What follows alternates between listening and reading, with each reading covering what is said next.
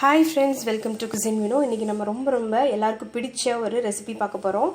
வீட்லயே நம்ம எப்படி பஃப் பேஸ்ட்ரி செய்யலாம் அப்படி பப்ஸ் நம்ம வீட்லயே செய்யலாம். இந்த பஃப் பேஸ்ட்ரி செஞ்சு வச்சிட்டீங்கன்னா இதுல ஸ்வீட் ரெசிபியும் செய்யலாம், இல்ல சிக்கன் ஃபில் பண்ணி செய்யலாம். வழக்கமா நம்ம சாப்பிட்ற பப்ஸ் எதுவுமே செய்யலாம். சோ ரொம்ப ஈஸியா வீட்லயே நம்ம இந்தியன் பேக்கரி ஸ்டைல்ல எப்படி செய்யறதுன்னு தான் பார்க்க போறோம். சோ இந்த ரெசிபி பார்க்கிறதுக்கு முன்னாடி இந்த சேனலை புதுசா பார்க்குற வியூஸ் வீடியோ கீழே தெரியுற ரெட் கலர் சப்ஸ்கிரைப் பட்டனை கிளிக் பண்ணிக்கோங்க. பக்கத்துல பெல் சிம்பல் இருக்கும், அதையும் கிளிக் பண்ணிக்கோங்க. அப்பதான் நான் வீடியோ போடும்போது நோட்டிஃபிகேஷன் வரும், நீங்க மிஸ் ஆகாம பார்க்கலாம். இதுக்கு என்னென்ன தேவைன்றதை ஃபர்ஸ்ட் சொல்லிடுறேன். பொதுவாக வந்து இது வந்து பட்டர் வச்சு செய்வாங்க. பெரிய ஷாப்ஸ்லேயோ பெரிய ஹோட்டல்ஸில் பட்டர் வச்சு செய்வாங்க. பட் நம்ம ஒரு இந்தியன் பேக்கரிஸில் மோஸ்ட்லி பார்த்தீங்கன்னா டால்டா வச்சு செய்வாங்க. ஸோ வந்து இன்றைக்கி நான் டால்டா வெர்ஷன் தான் காட்ட போகிறேன். நீங்கள் டால்டா வச்சு செய்ய விருப்பம் இல்லாதவங்க நீங்கள் அதுக்கு பதிலாக பட்டரை சப்ஸ்டியூட் பண்ணிக்கலாம். இதுக்கு வந்து நான் வந்து 2 கப் அளவுக்கு மைதா எடுத்திருக்கேன். இந்த மாதிரி கப்பால் 2 கப் அளவுக்கு மைதா எடுத்திருக்கேன். இது வந்து கொஞ்சம் டஸ்ட் பண்ணுறதுக்கு இந்த மைதா தேவை. அப்புறம் ஒரு 125 கிராம்ஸ் அளவுக்கு நான் வந்து டால்டா எடுத்திருக்கேன். ஒரு 1.5 ஸ்பூன் அளவுக்கு ஆயில் தேவைப்படும். தேவையான அளவு சால்ட்டு, அப்புறம் வந்து கொஞ்சம் ஒரு டேபிள் ஸ்பூன் அளவுக்கு சுகர். கொஞ்சம் கொஞ்சமாக நம்ம நார்மலாக எப்படி சப்பாத்திக்கு பண்ணியுமோ சாஃப்டாக பண்ணியுமோ அந்த மாதிரி ஃபஸ்ட்டு நம்ம பிணைஞ்சிக்கணும். ஃபஸ்ட்டு நம்ம மாவில் கொஞ்சம் தேவையான 1 டேபிள் ஸ்பூன் அளவுக்கு சுகர் போட்டுக்கோங்க. அப்புறம் உங்கள் டேஸ்ட் இந்த மாதிரி உப்பு போட்டுக்கோங்க. உங்களுக்கு எவ்வளோ தேவையோ, கொஞ்சம் உப்பு கம்மியானா உப்பு கம்மியாக போட்டுக்கலாம்.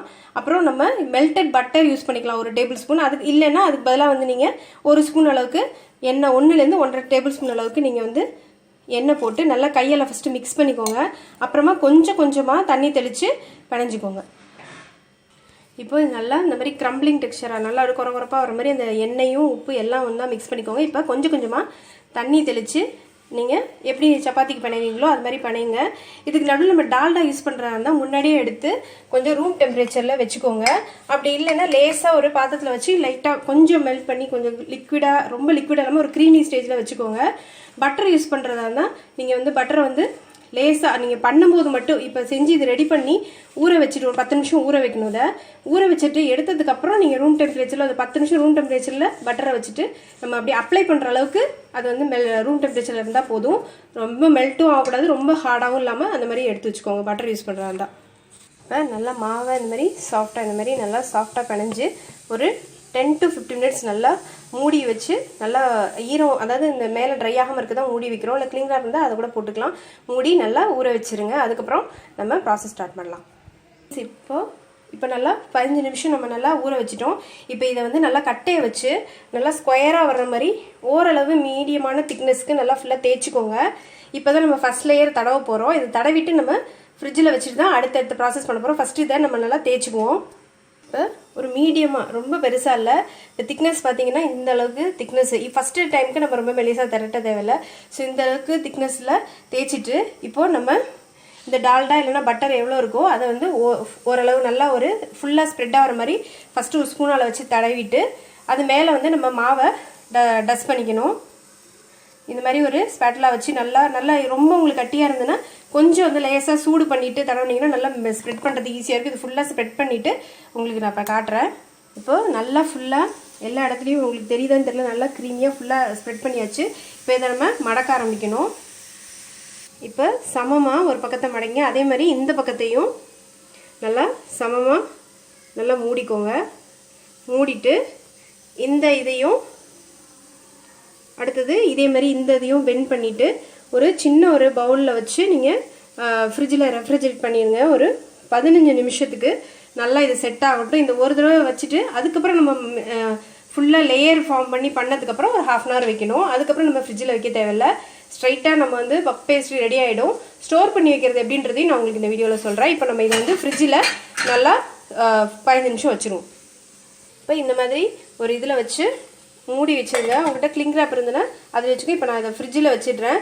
நீங்கள் ஃப்ரீசரில் வைக்கிறா இருந்தால் 10 நிமிஷத்தில் எடுத்துருங்க. அதுக்கு மேலே தேவையில்லை. ரெஃப்ரிஜரேட் பண்ணுறதா இன்னும் ஒரு 10 நிமிஷம் கூட வச்சுக்கோங்க. இப்போ நம்ம வச்சுட்டு எடுத்துகிட்டு அடுத்து என்ன பண்ணலான்றதை காட்டுறேன். இப்போது நம்ம நல்லா டோ வந்து சில் ஆகிட்டு இப்போ இதை வந்து மறுபடியும் நல்லா மெல்லிஸாக நம்ம சப்பாத்தியோட கொஞ்சம் திக்னஸ், கொஞ்சம் பெரிய திக்னஸ்க்கு நம்ம நல்லா தேய்ச்சிக்கணும். நான் மறுபடியும் சொல்கிறேன், டால்டா தான் நான் யூஸ் பண்ணுறேன். நீங்கள் டால்டா யூஸ் பண்ண விரும்பாதவங்க மார்ஜரின் இல்லைன்னா பட்டர் எது வேணாலும் யூஸ் பண்ணிக்கலாம். இது வரைக்கும் பட்டர் யூஸ் பண்ணாலும் எது யூஸ் பண்ணாலும் இதே ப்ராசஸ் தான். ஸோ இப்போ இதை வந்து நான் ஸ்டோர் பண்ணுறது எப்படின்றத உங்களுக்கு நான் சொல்லிடுறேன். மிச்சத்தை வந்து தம்ப்நெயில்ல அப்படியே போட்டிருக்கேன். இப்போ இதை நல்லா மெல்லிஸாக நம்ம தேய்ச்சிக்கலாம். இப்போ இதே ஆங்கிளில் நல்லா மெல்லிஸாக தேய்ச்சிக்கோங்க. நான் சொன்ன மாதிரி சப்பாத்தியை விட கொஞ்சம் திக்னஸ் கூட இருக்கணும். இந்த லேயர் பண்ணுறப்ப நம்ம ஒவ்வொரு லேயர் கட் பண்ணும்போது ஃபர்ஸ்ட் லேயர் கொஞ்சம் சின்னதாகவும், அடுத்த லேயர் கொஞ்சம் அதை விட பெருசாக, அதுக்கு அடுத்த லேயர் அதை விட கொஞ்சம் அகலமாக அப்படின்னு அந்த அகலத்தை கொஞ்சம் கூட பண்ணிகிட்டே போகணும். அப்போ தான் நம்ம ஃபுல்லாக கவர் பண்ணி அந்த உள்ளே போட்டிருக்கிற அந்த மார்ஜரினோ இல்லை பட்டரோ வெளியே வராமல் பண்ணுறதுக்கு பண்ணலாம். இந்த டெக்னிக் ரொம்ப ஈஸியாக இருக்கும். கண்டிப்பாக நீங்கள் வீட்டிலேயே செஞ்சு பாருங்கள். இப்போ இந்த மாதிரி நல்லா மெல்லிசாக திரட்டிக்கோங்க. இப்போ பாருங்கள் சப்பாத்தியோட கொஞ்சம் திக்னஸ் இருக்கும். கொஞ்சம் ஒட்டுற மாதிரி தான் இருக்கும். பட் நம்ம ரோல் பண்ணிக்கலாம், அதனால் பிரச்சனை இல்லை. இப்போது நம்ம மிச்சம் எடுத்து வச்சுருக்க டால்டாவோ இல்லை பட்டரோ வந்து இது மாதிரி எல்லா இடத்துலையும் வர்ற மாதிரி ஃபுல்லாக நல்லா ஸ்ப்ரெட் பண்ணிக்கணும். அதுக்கப்புறம் நம்ம டஸ்ட் பண்ணுறதுக்கு எடுத்துருக்கிற இந்த மைதாவை மேலே தூவிக்கணும். ஒரு இடம் கூட கேப் இல்லாமல் ஃபுல்லாக நீங்கள் நல்லா தடவிக்கோங்க. இந்த ஓரத்தில் இருக்க எட்ஜஸை இந்த மாதிரி கட் பண்ணிக்கோங்க. ஒரு ஸ்கேல் வச்சோ இல்லைன்னா இந்த மாதிரி ஒரு தோசை கரண்டியை எட்ஜாக வச்சுட்டு கட் பண்ணிக்கோங்க. இப்போ ஃபுல்லாக தடவிட்டு மாவு தூவிட்டு அடுத்து என்ன பண்ணணுன்றதை காட்டுறேன். இப்போது நல்லா இது வந்து ஃபுல்லாக இந்த மாதிரி நல்லா பேஸ்ட்டு அப்ளை பண்ணியாச்சு. இப்போ இது மேலே வந்து மாவை வந்து நல்லா டஸ்ட் பண்ணிக்கோங்க. ஃபுல்லாக எல்லா இடத்துலையும் படுற மாதிரி ஃபுல்லாக. இதுதான் வந்து உங்களுக்கு லேயர் வந்து ஃபார்ம் ஆகிறதுக்கு, பிரித்து கொடுக்கறதுக்கு இதுதான் வந்து உங்களுக்கு கரெக்டாக இருக்கும். இது மாதிரி நல்லா தூவிடுங்க. இப்போ இந்த மாதிரி தூவிட்டு நம்ம ஃபஸ்ட்டு என்ன பண்ணணும்னா ஒரு சின்னதாக ஒரு அடையாளம் வச்சுக்கணும். இது மாதிரி வச்சுட்டு ஃபுல்லாக இப்படி கட் பண்ணிக்கணும். இதுக்கு அடுத்த பீஸ் கட் பண்ணுறத கொஞ்சம் பெருசாக, இதை விட கொஞ்சம் பெருசாக கட் பண்ணிக்கோங்க. நம்ம ஆல்ரெடி ஒரு லேயர் இருக்குது. இது வந்து செகண்ட் லேயர், செகண்ட், தேர்டு. இதை விட இது கொஞ்சம் மீடியம் சைஸில் வச்சுக்கோங்க. இப்போ இது மாதிரி கட் பண்ணிவிட்டு இப்போது இதை வந்து இப்படி கீழேருந்து அப்படியே ரோல் பண்ணிகிட்டே வாங்க. இந்த லேயரை நல்லா ரோல் பண்ணி இந்த லேயரை ரோல் பண்ணி இது மேலே வைக்கணும். அதை இந்த லேயர் 2 லேயரையும் முடிச்சு இதுக்குள்ளே அப்படியே வச்சு ஒன்று ஒன்றா சுருட்டிகிட்டே வரணும். நான் சுருட்டிட்டு உங்களுக்கு காட்டுறேன். இப்போ பாருங்கள் ஃப்ரெண்ட்ஸ், இப்போது இந்த லேயரை சுருட்டி இதில் வச்சுட்டேன். இப்போ நெக்ஸ்ட்டு இதே மாதிரி இந்த லேயருக்குள்ளே இதை அப்படியே சுருட்டி நெக்ஸ்ட் லேயரில் வச்சு அப்படியே கொண்டு வரணும். பாருங்கள் ஃப்ரெண்ட்ஸ், இப்போ ஒன்றுக்குள்ள ஒரு லேயராக வச்சு இப்போ அடுத்த லேயரையும் நான் வந்து இதோட அப்படியே மெதுவாக சுருட்ட போகிறேன். இது சுருட்டிட்டு நம்ம ஃபைனாக கொஞ்சம் ஒட்டுறமாக இருக்கும், கொஞ்சம் மெதுவாக அப்படியே தள்ளி இதை அப்படியே நீங்கள் இதோட ஜாயின் பண்ணி அப்படியே உருட்டிகிட்டே வாங்க. இப்படி உருட்டிட்டு மேலே வந்து லைட்டாக மாவு டஸ்ட் பண்ணி நம்ம தேய்ச்சிட்டு மறுபடியும் ஒரு 30 நிமிஷத்துக்கு இதான் லாஸ்ட்டு. இதுலேயே நம்மளுக்கு லேயர் ஃபார்ம் ஆகிடும். ஸோ இதை நல்லா ஸ்கொயராக வச்சு நல்லா தேய்ச்சிட்டு ஒரு தேய்ச்சிட்டு நம்ம வந்து இப்போ இதை ஒரு 30 நிமிஷம் ரெஃப்ரிஜரேட் பண்ணலாம். ஓரத்தில் எட்ஜஸ் கொஞ்சம் நீட்டமாக இருந்தால் அதை கொஞ்சம் நம்ம ட்ரிம் பண்ணிவிட்டு ஃப்ரிட்ஜில் ஒரு 30 மினிட்ஸ் வந்து ஃப்ரீசரில் வச்சுட்டு அப்புறம் நம்ம பப் பேஸ்ட்ரிக்குள்ளே நம்ம பப்ஸுக்குள்ளே பேஸ்ட்ரி கட் பண்ணி எடுத்துடலாம். ஃப்ரெண்ட்ஸ், இப்போது நான் அந்த ரெடி பண்ணதை இப்போது லைட்டாக மாவை டஸ்ட் பண்ணிவிட்டு இதில் வச்சு மூடி இப்போ ஃப்ரீசரில் வைக்க போகிறேன். இன்னொரு விஷயம் என்னென்னா, நம்ம வந்து இப்போ இந்த பப்ஸு வந்து நம்ம வந்து அவனில் பேக் பண்ண போகிறதில்ல. கடாய் அவனில் நம்ம வீட்டில் நம்ம சேனலில் சேர்மே சால்ட் வச்சு அந்த ஹீட்டில் தான் நான் பேக் பண்ண போகிறேன். நான் மசாலா ஆல்ரெடி ப்ரிப்பேர் பண்ணி வச்சுருக்கேன். அதுவும் காட்டினா உங்களுக்கு ரொம்ப லென்த்து வீடியோ போகும். ஸோ உங்களுக்கு பிடிச்ச எந்த ஸ்டஃபிங்னாலும் நீங்கள் உள்ளே வச்சுக்கலாம். ஸோ இப்போ அதை 30 மினிட்ஸ் எடுத்துகிட்டு ஸ்ப்ரெட் பண்ணி கட் பண்ணி ஸ்டோர் பண்ணிவிட்டு மீதியாக பேக் பண்ணி உங்களுக்கு காட்டுறேன். இப்போ ஆஃப்டர் 30 மினிட்ஸ் நான் இதை எடுத்துட்டேன். இப்போ இது நல்லா ஒரு ஷீட் மாதிரி நம்ம சப்பாத்தியோட கொஞ்சம் பெரிய திக்னஸில் வச்சு நல்லா ஷீட் மாதிரி நம்ம தேய்ச்சிட்டு உங்களுக்கு ரவுண்டாக ஸ்கொயராக எந்த ஷேப் வேணுமோ அதை வந்து இந்த மாதிரி ஒரு ஸ்கேல் வச்சோ இது வச்சோ நல்லா பீசஸ் கட் பண்ணி ஃபஸ்ட்டு வச்சுக்கலாம். இதுக்கு நடுவில் இந்த மாதிரி ஒரு கடாயில் கொஞ்சம் நான் வந்து ஆல்ரெடி யூஸ் பண்ண சால்ட்டு அதான் அந்த கலரில் இருக்குது. இது மேலே ஒரு பிளேட் மாதிரி ஏதாவது ரிங் மாதிரி வச்சுட்டு மேலே மூடி போட்டு இப்போ நான் இதை ப்ரீ ஹீட் பண்ண போகிறேன் ஒரு 10 நிமிஷம். ஸோ இதை கட் பண்ணி ரெடி பண்ணுறதுக்கும் ஃபில்லிங் இதுக்கும் கரெக்டாக இருக்கும். இப்போ பார்த்தீங்கன்னா இந்த மாதிரி நான் ரெக்டாங்கிளில் கட் பண்ணியிருக்கேன். நீங்கள் ஸ்கொயரில் வேணால் கட் பண்ணிக்கலாம். இந்த மாதிரி ஒரு திக்னஸ் பார்த்தீங்கன்னா உங்களுக்கு நிறைய லேயர் தெரியும். இப்போ இதில் நம்ம ஃபில்லிங் வச்சிடலாம். உங்களுக்கு எவ்வளோ ஃபில்லிங் வேணுமோ அந்தளவுக்கு வச்சுக்கோங்க. நீங்கள் வந்து ஸ்கொயராகவும் வச்சுக்கலாம், இல்லை எப்படி வேணாலும் வச்சுக்கலாம். நான் வந்து இந்த மாதிரி நம்ம பேக்கரியில் எப்படி இருக்கும் அந்த மாதிரி நான் வந்து பண்ணுறேன். ஸோ இது மாதிரி வச்சுட்டு இப்போ இதை வந்து இப்படி நல்லா மூடி எப்படி நம்ம பப்ஸ் கடையில் இருக்குமோ அந்த மாதிரி மூடிட்டு இப்படியே அமுக்கி மட்டும் விட்டுருங்க. ரொம்ப பிரிஞ்சில் லேசாக வாட்டர் தொட்டு அப்படியே இது பண்ணி விட்டுருங்க. இப்போ இதை வந்து ஆல்ரெடி நான் ஆயிலோ இல்லை பட்டரோ நீங்கள் எது இருக்கோ அப்ளை பண்ணி மைதா போட்டு டஸ்ட் பண்ணி இந்த மாதிரி வச்சுருங்க. இது மாதிரி ரெடி பண்ணிவிட்டு நான் ப்ரீஹீட் பண்ணியிருக்கேன் ஆல்ரெடி. நான் சொன்ன மாதிரி கடாயை 10 நிமிஷம் ப்ரீஹீட் பண்ணியிருக்கேன். இப்போ அதில் வந்து 15 to 20 minutes வைக்கணும். நம்ம எப்போனாலும் திறந்து பார்த்துக்கலாம். அவன் தான் நம்மளுக்கு டெம்பரேச்சர் செட் பண்ணணும். இதில் வந்து லோ டு மீடியமில் வச்சு நம்ம பேக் பண்ணணும். இது மேலே வந்து நான் வந்து எக் வாஷ் கொடுக்க போகிறதில்ல. நீங்கள் அதுக்கு பதிலாக வந்து எக்கு யூஸ் பண்ணுறவங்க எக் வாஷ் கொடுங்க. இல்லைன்னா பாலில் கொஞ்சம் சக்கரை கலந்து அது மேலே வந்து இப்படி பண்ணிங்கன்னா உங்களுக்கு கலர் ஓரளவு வரும்.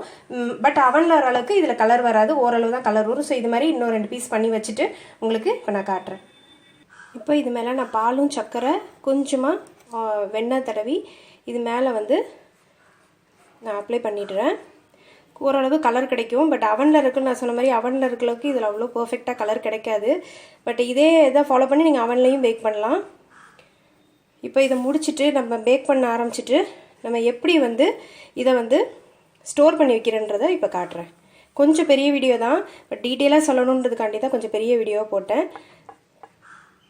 ஸோ இப்போ இதை கவர் பண்ணி வச்சிடலாம். ஃப்ரெண்ட்ஸ், இப்போது உங்ககிட்ட ஏதாவது பிளாஸ்டிக் ஷீட்டோ இல்லை பட்டர் பேப்பரோ இருந்தால் இதில் இந்தமாரி கொஞ்சம் மாவு தடவிட்டு நம்ம கட் பண்ணி வச்சுருக்கிற இந்த பீசஸை இப்படி நடுவில் வச்சுருங்க. அதுக்கு தகுந்த மாதிரி கட் பண்ணிக்கோங்க. அப்புறம் மேலே மறுபடியும் போட்டுட்டு அப்புறம் இன்னொரு பேப்பரை இதே மாதிரி ஷீட் எடுத்து அது மேலே இப்படி வச்சுருங்க. இது உங்ககிட்ட பட்டர் பேப்பர் இருந்தால் அதேமாரி பண்ணிக்கோங்க. பட்டர் பேப்பர் இல்லாதவங்க இதை வந்து இந்த மாதிரி இதில் பிளாஸ்டிக் ஷீட் எது இருக்கோ அதில் இந்த மாதிரி பண்ணி வச்சுருங்க. இந்த மாதிரி பண்ணிங்கன்னா உங்களுக்கு 3 மாதம் வரைக்கும் நீங்கள் வந்து நல்லா வந்து ஃப்ரீசரில் வைக்கணும். 3 மாதம் வரைக்கும் வச்சிங்கன்னா உங்களுக்கு இது அப்படியே கெட்டு போகாமல் இருக்கும். இப்போ நம்ம அவனில் வச்சுருக்கிற, அதாவது கடாய் அவனில் வச்சுருக்கிறது வந்து 15 to 20 minutes நான் சொன்ன மாதிரி லோ டு மீடியமில் வச்சு பேக் பண்ணுங்கள். பேக் ஆனதுக்கப்புறம் எப்படி இருக்குன்றதை உங்களுக்கு காட்டலாம். இப்போ இதேமாதிரி இதை பண்ணிவிட்டு ஒரு ஏர்டைட் டப்பாவில் எடுத்து வச்சுருங்க. ஃப்ரெண்ட்ஸ், இப்போது நான் 20 minutesக்கு அப்புறம் நம்ம இதை திறந்துட்டு இப்படி இது வந்து பேக் சைடு. ஸோ இதை இப்படி தலைகீழ இப்படி கொஞ்சம் நேரம் திருப்பி வைக்கணும். ஸோ அப்போ தான் மேல் பாகம் வந்து கொஞ்சம் கலரும் நல்லா கிறிஸ்பாகவும் ஆகும். இதுமாரி வச்சுட்டு மறுபடியும் மூடி வச்சிடணும். ஸோ டோட்டலி பார்த்தீங்கன்னா ஒரு 30 to 35 minutes ஆகும். பட் லோ டு மீடியம்லேயே வைங்க, ஹையில் வச்சிடாதீங்க. இதில் நம்ம வந்து கரெக்டாக டைம் சொல்ல முடியாது, முன்ன பின்ன ஆகும். இப்போ அதை மூடி வச்சுட்டு ரெடி ஆனோன்னு உங்களுக்கு காட்டுறேன். பாருங்கள் ஃப்ரெண்ட்ஸ், நம்மளோட அவன் இல்லாமல் நம்ம செஞ்ச பப்ஸ் எப்படி சூப்பராக வந்திருக்கு பாருங்கள். பார்த்தீங்கன்னா கூடு மாதிரி இருக்கும், நல்லா சூடாக இருக்குது. ஃபஸ்ட்டு எடுத்தோன்னே மேலே கொஞ்சம் சாஃப்டாக இருக்க மாதிரி இருக்கும். பட் நம்ம கொஞ்சம் நேரம் ஆனோன்னு நல்லா கிறிஸ்ப் ஆகிடும். கொஞ்சம் ஒரு few minutes ஆனோன்னே இங்கே பாருங்கள் எத்தனை லேயர்ஸ் இருக்குது பாருங்கள். இதை விட இன்னும் அதிக லேயர் வேணால் நீங்கள் நம்ம கட் பண்ணி ரோல் பண்ணது வந்து இன்னும் 2-3 லேயர் அதிகப்படுத்திக்கோங்க. இப்போ நான் உங்களுக்கு பிச்சு காட்டுறேன் பாருங்கள். இது பாருங்கள் எப்படி நம்ம இது மாதிரியே இப்படி உடையுது பாருங்கள், எப்படி லேயர்ஸ் ஃபார்ம் ஆகிருக்கு பாருங்கள். ஸோ கண்டிப்பாக இந்த ரெசிபியை செஞ்சு பார்த்துட்டு உங்களோட ஃபீட்பேக் எனக்கு சொல்லுங்கள். நான் உங்களை இன்னொரு வீடியோவில் சந்திக்கிறேன். இந்த வீடியோ பிடிச்சிருந்துன்னா லைக் பண்ணுங்கள், கமெண்ட் பண்ணுங்கள், உங்கள் ஃப்ரெண்ட்ஸ் அண்ட் ஃபேமிலிக்கும் இந்த வீடியோவை ரெக்கமெண்ட் பண்ணுங்கள். நான் உங்களை இன்னொரு வீடியோ சந்திக்கிறேன். Bye friends.